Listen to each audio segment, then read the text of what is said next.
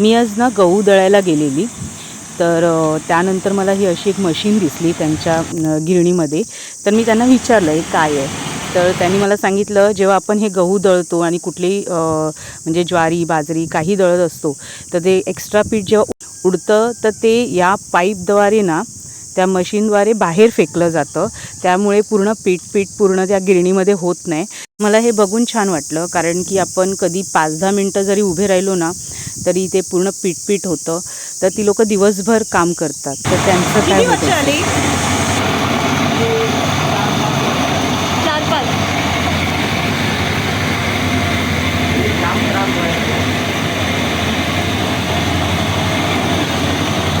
तर ते पूर्ण एकदम खाली दिसलं मला, गिरणीमध्ये असं दूर दिसला नाही.